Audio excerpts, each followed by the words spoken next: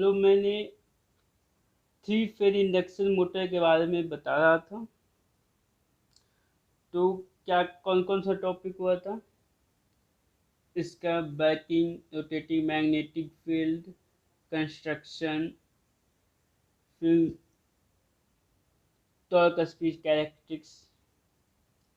अब ये जो मोस्ट इम्पोर्टेंट टॉपिक है वो पावर स्टेज।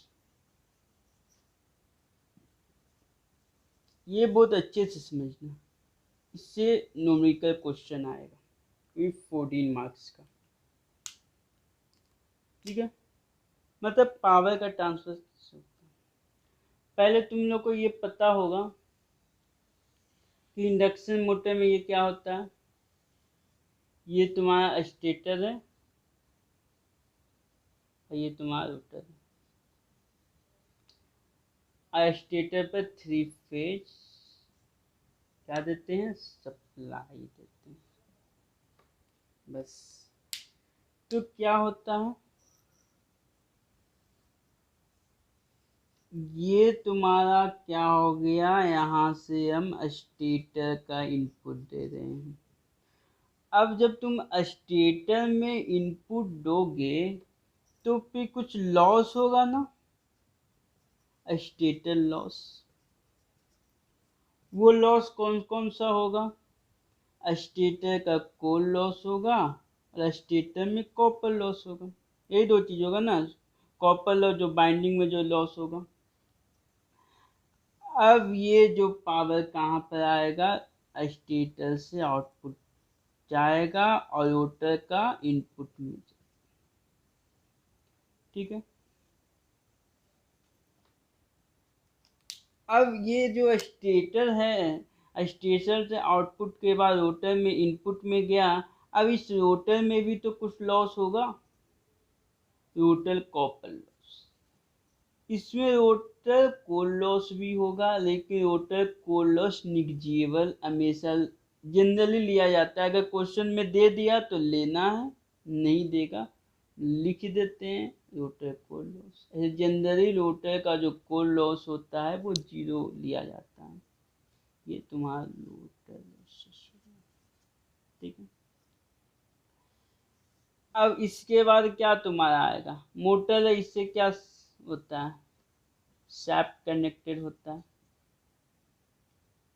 शाफ्ट कनेक्टेड होता है मतलब ये रोटर का जो आउटपुट है वो क्या जाएगा? मैकेनिकल इनपुट जाएगा। ठीक है, अब शाफ्ट के पास चला गया। अब देखो इसमें कौन सा लॉस होगा? फ्रिक्शन घूम रहा है ना, तो फ्रिक्शन प्लस विंडेज लॉस होगा। ठीक है, अब इसके बाद तुम्हारा क्या आ जाएगा? मेरा जो मैकेनिकल आउटपुट या बोलेंगे शाफ्ट आउट पावर। बस ये अगर समझ में आ गया तो तुम्हारा पावर स्टेज कोई भी न्यूमेरिकल में दिक्कत नहीं। इसको हम दूसरा नाम एक और देते हैं, एल गैप पावर। ठीक है, इसको हम क्या बोलते हैं? Developed mechanical power. दूसरा नाम मैकेनिकल पावर। ये रोटर आउटपुट तो तुम्हारा हुआ ही, और डेवलप्ड मैकेनिकल पावर। इसको कौन सा पावर बोलेंगे? शाफ्ट पावर या आउटपुट मैकेनिकल पावर।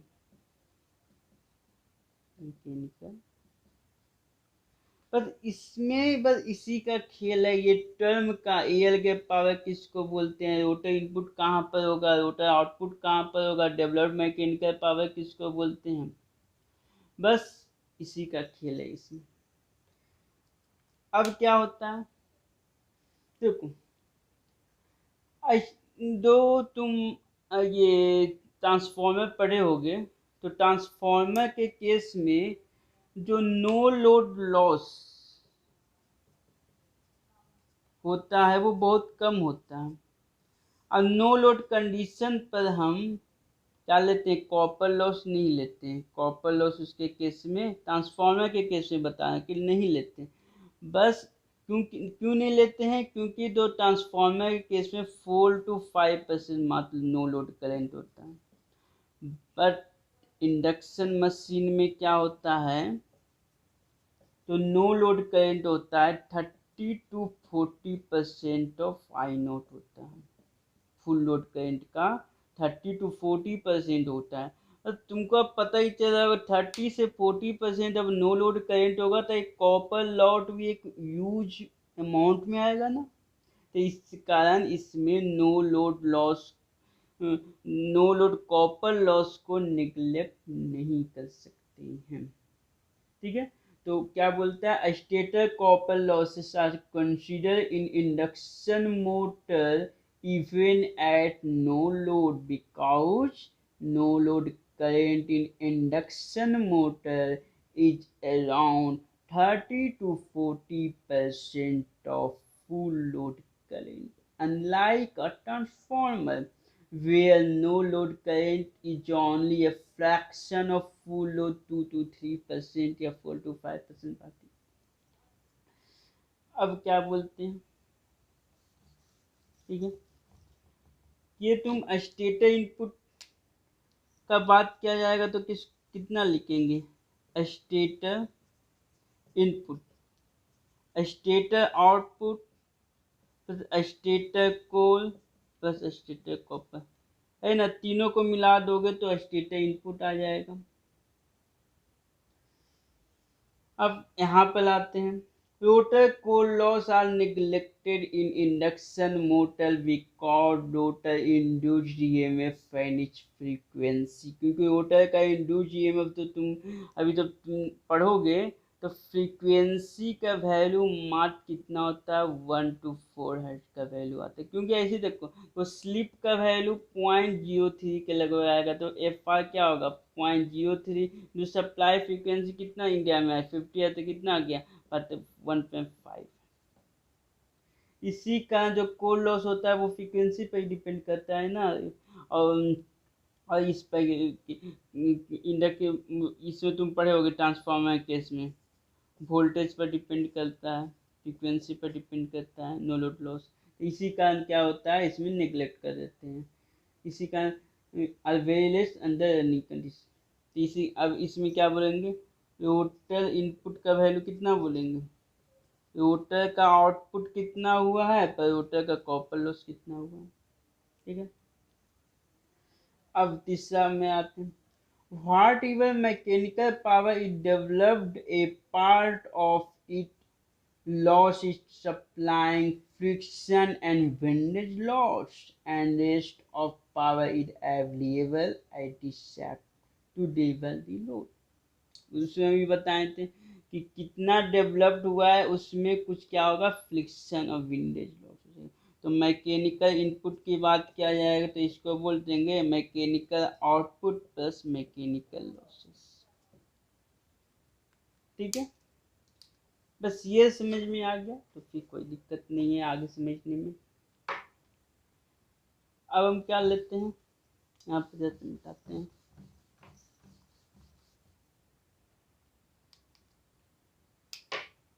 देखो पहले ये तो पता होगा, पी जो पावर क्या होता है ओमेगा एस इंटू टी। ठीक है, देखो रोटर का इनपुट क्या होगा, रोटर का इनपुट पावर का बात कर रहे हैं, ओमेगा एस इंटू टी, तो इसको लिख दें 2π/60 into N S into T. ठीक है, तो टोटल आउटपुट कितना होगा, तो आउटपुट रोटर में क्या मूव किससे कर रहा है, एन आर से मूव कर रहा है, तो इसको क्या लिखेंगे 2π/60 into N R into T. तो इसमें लॉस कितना होगा, जो कॉपर लॉस हो रहा है वही है ना कॉपर, तो कॉपर लॉस कितना होगा, ये दोनों को घटा दो, input minus output 2π/60 into T N S minus N R. ठीक है, अब हम क्या करते हैं, रोटर कॉपर लॉस अपन रोटर का इनपुट कितना हो जाएगा, तो रोटर कॉपर लॉस कितना हो गया 2 पाई/60t NS-NR।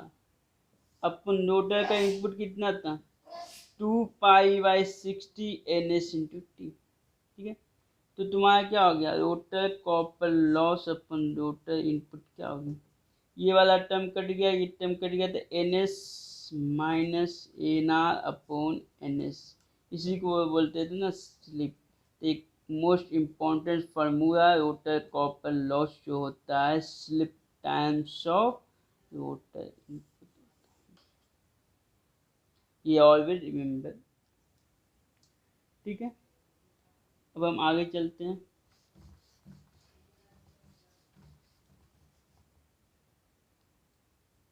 अगर देखो ये क्या आ गया, rotor copper loss slip times rotor,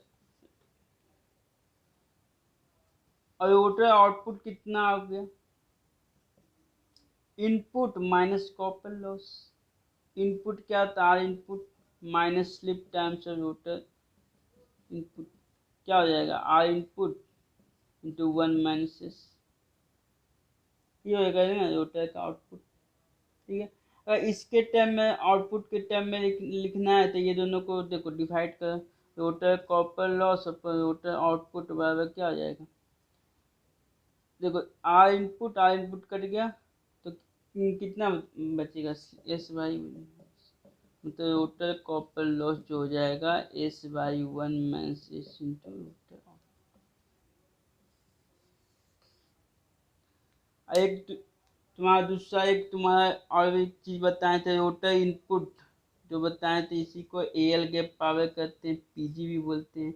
इसका एक दूसरा फॉर्म पहले ही बताया, 3I2² R2-S, पहले ये बता दिए कैसे निकालते हैं। ठीक है, shaft power means mechanical power output, AL gap power means stator output या rotor input, mechanical developed power is rotor output. ठीक है, अब इसके बाद एक इस पर न्यूमेरिकल देख लेते हैं।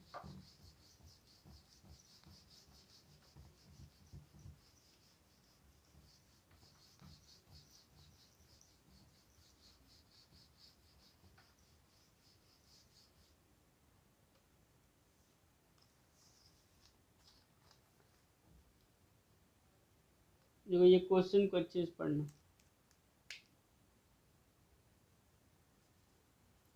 क्या लिखा हुआ है, 10 किलोवाट 400 वोल्ट 3 फेज 4 पोल का वैल्यू, सप्लाई फ्रिक्वेंसी 50 हर्ट्ज है, क्या है डेल्टा कनेक्टेड, ये भी ध्यान देना, स्टार है या डेल्टा है वो ध्यान देना। Is running at no load, at no load,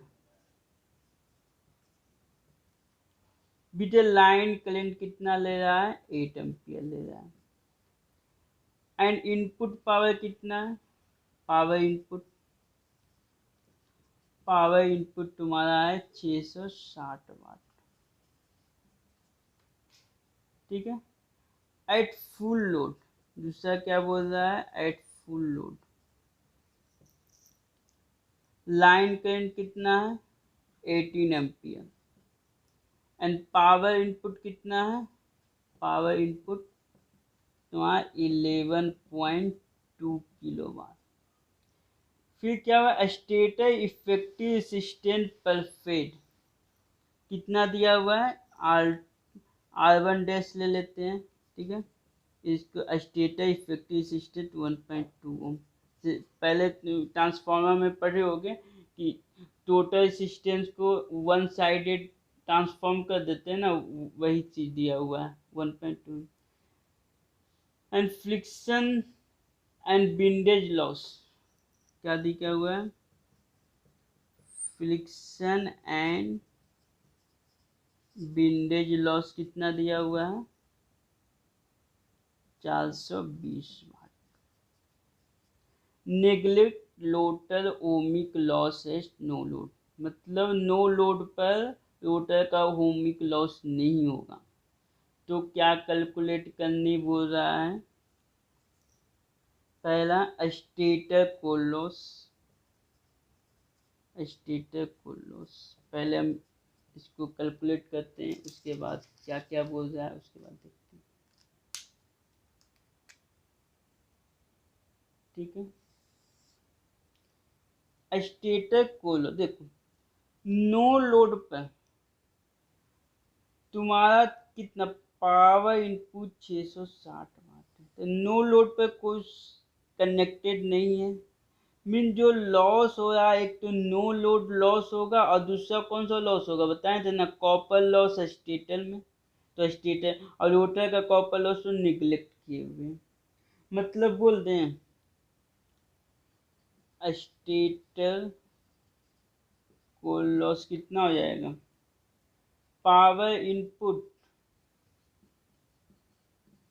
at no load minus no load loss कौन सा होगा, friction windage loss. No load loss मतलब जो ये तो लॉस तुम्हारा होगा ही, फ्रिक्शन एंड विंडेज लॉस, और माइनस कितना stator I square R loss जो होगा। ठीक है, तो पावर इनपुट कितना नो लोड पर 660 वाट, माइनस फ्रिक्शन और विंडेज लॉस कितना है 420, माइनस 3। देखो 3 फेज होगा ना, 3 फेज इंडक्शन, तो इसी कारण 3 कर दिए। देखो डेल्टा है, डेल्टा में फेज करंट कितना होता है, लाइन करंट /3, तो लाइन करंट कितना है 8/3 का होल स्क्वायर, किंतु आर का वैल्यू कितना दिए हुए था 1.2, तो इसका वैल्यू कैलकुलेट करने पर कितना आ जाता है 163.2। बी नंबर तुमको क्या कैलकुलेट करना है, total rotor losses at full load, total rotor का लॉस कितना होगा फुल लोड। ठीक है, तो पहले हम क्या निकाल लेते हैं, यहाँ पर इसको मिटाते हैं, इसको जाता शॉर्ट फॉर्म में लिख देते हैं ताकि दिक्कत ना हो।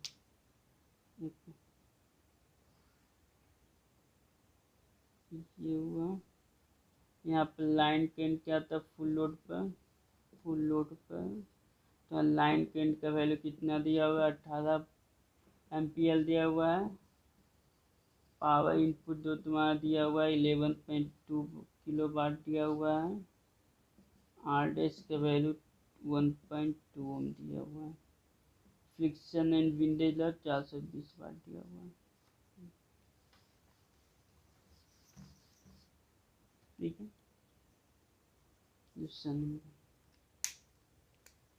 पहले हम देखो ये ध्यान रखना, स्टेटर इनपुट दिए थे, यहाँ पर स्टेटर आउटपुट आया था, इसमें क्या था स्टेटर कॉपर लॉस प्लस कोल लॉस हुआ था, और यहाँ पर तुम्हारा क्या था रोटर था, रोटर कॉपर लॉस होगा। ठीक है, इसी को हम बोलेंगे थे एयर गैप पावर। ठीक है, तो पीजी पहले हम पीजी निकालते हैं, ये पीजी का वैल्यू कितना होगा, इतना में इतना घटा देंगे तो वही आ जाएगा ना। स्टेटर देखो अब हम फुल लोड पर बात करेंगे, फुल लोड पर देखो कितना दिया हुआ है, पावर इनपुट 11.2 किलो वाट मतलब 11,200, माइनस स्टेटर देखो अब इसका लॉस कितना आया था, स्टेटर को लॉस कितना आया था 163.2 वाट आया था, माइनस स्टेटर कॉपर लॉस, अब ये कॉपर दो लॉस है ना, कोर और कॉपर, कॉपर लॉस देखो फुल लोड कंडीशन पर अलग होगा 3, आई स्क्वायर कितना होगा 18/3 डेल्टा का स्क्वायर इंटू 1.2, मतलब इसका वैल्यू आ जाएगा 10,648। कोई दिक्कत? अब तुम्हारा क्या बोल रहा है टोटल रोटर लॉस, मतलब क्या हो गया, इसके बाद तुम्हारा ये आएगा, ये तुम्हारा मैकेनिकल आउटपुट आएगा, शाफ्ट आउटपुट। मतलब तुम्हारा जो टोटल टोटल लॉस कितना हो जाएगा, कितना इनपुट दिया कितना आउटपुट आया, वही ना। तो total input minus shaft power. देखो ये जो क्वेश्चन में ये जो गिवन है यही तुम्हारा शाफ्ट पावर है। मतलब कितना हो गया 10,648 माइनस 10, मतलब 648 वाट आ जाएगा। ठीक है, तो तुम्हारा देखो ये 648 वाट यहाँ पर आया, इसका लॉस कितना दिया हुआ है 420 वाट, यही ना फ्रिक्शन और विंडेज लॉस है। मतलब यहाँ पर आउटपुट कितना आएगा, कितना आएगा, यहाँ पर 10,000 है, 10,000 में 420 घटाएंगे तो यहाँ पर आएगा, और यहाँ से यहाँ घटाएंगे तो तुम्हारा ये आ जाएगा। तो हम डायरेक्ट ऐसे कर दें कि कितना हो गया, तुम टोटल लॉस निकला था ना, ये टोटल लॉस इतना पूरा निकालें, ये लॉस प्लस ये लॉस दोनों इंक्लूड है। तो तुम्हारा कॉपर लॉस अगर निकालना रहा,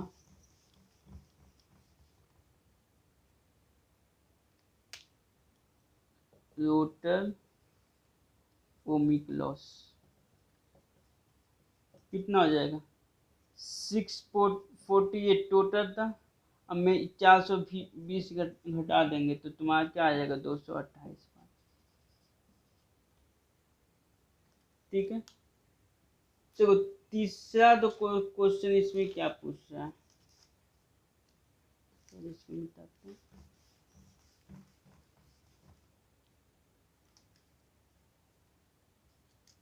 देखो total ohmic loss as full load, total ohmic loss, अभी वही ना ओमिक लॉस निकालें, total ohmic loss full load speed, C number निकल गया है, डी नंबर तुम्हारा निकालना है फुल लोड स्पीड, अब फिर तुम्हारा ई नंबर तुम्हारा क्या है इंटरनल टॉर्क कितना होगा, शाफ्ट टॉर्क कितना होगा, एंड मोटर एफिशिएंसी क्या होगा। ठीक है, तो फुल लोड स्पीड निकालने के लिए हमको कौन सा पैरामीटर यूज करना होगा। पहले फुल लोड स्पीड का फार्मूला क्या होता है, फुल लोड स्पीड किसका पूछ रहा है, मीन्स रोटर का पूछ रहा है। एन आर क्या होता है 1 minus slip times of N S, ये होता है ना। अब फिर देखो मतलब स्लिप निकालना, एक फार्मूला ही बताए थे कि रोटर कॉपर लॉस जो होता है स्लिप टाइम से रोटर इनपुट होता है। रोटर इनपुट को ही एल गैप पावर भी बोलते हैं, हमको एल गैप पावर हमको पता है तो स्लिप पता हो जाएगा, rotor copper loss by L gap power. Rotor copper loss कितना निकला था 228 बाई 10,600, इसका वैल्यू कितना आ गया 0.0214। अब देखो एन एस कितना होगा 120 एफ अपॉन पी, 120 एफ कितना है 50, पी का वैल्यू कितना है 4 पोल है, मतलब कितना हो गया चलती है 1500 आरपीएम, मीन्स एन आर का वैल्यू कितना हो जाएगा 1 माइनस 0.0214 इंटू 1500, इसका वैल्यू कितना आ जाएगा 1468.2 आरपीएम आ गया। अब आता है इंटरनल टॉर्क किसको बोलता है भाई, तो एयर गैप पावर जो निकला था ना, एयर गैप पावर किसको बोले थे, ये ना स्टेटर का इनपुट रोटर का, यहाँ पर रोटर का इनपुट, इसी को एयर गैप पावर बोलते हैं। इस यहीं पर जो टॉर्क जो डेवलप्ड होता है इसी को हम बोलते हैं इंटरनल टॉर्क, इसका वैल्यू टी जिसको बोलेंगे P G by omega S. PG तुम्हारा क्या था, पीजी एल के पावर 10,648, ओमेगा है 2 पाई/60, यहाँ पर रेडियन पर सेकेंड में। एनएस का वैल्यू कितना था 1500 आरपीएम, इसका वैल्यू कितना हो गया 67.79 न्यूटन। अगला तुम्हारा कौन सा है, शाफ्ट टॉर्क, मतलब क्या था ये, इसके बाद जो आया था यही ना शाफ्ट, ठीक है। तो यहाँ पे स्पीड कितना होगा, स्पीड अब ओमेगा आर से मूव कर रहा है ना, इसी का ना यहाँ पे हम यूज करेंगे T S H, shaft torque जो तुम्हारा होगा PSH/ओमेगा आर। ये क्या है, शाफ्ट पावर का वैल्यू कितना आया था, दिया हुआ है 10,000/2 पाई/60। एन आर का वैल्यू कितना था 1468.2, मतलब इसका वैल्यू तुम्हारा आ जाएगा 65.04 न्यूटन। लास्ट वन क्या है, मोटर इफिशियंसी। मोटर इफिशियंसी क्या होता है, आउटपुट बाई इनपुट। आउटपुट कितना, आउटपुट का वैल्यू कितना है 10,000, इनपुट का वैल्यू कितना है, इनपुट यही है ना फुल लोड का इंडक्शन में 11,200, इसका वैल्यू आएगा 0.892, 89.2%। मतलब ऑलमोस्ट सभी टाइप के क्वेश्चन को मैं एक क्वेश्चन में इंक्लूड कर चुका हूँ। इसके बाद भी अगर कोई डाउट है तो फिर पूछने के लिए तुम लोग फ्री हो। Thank you.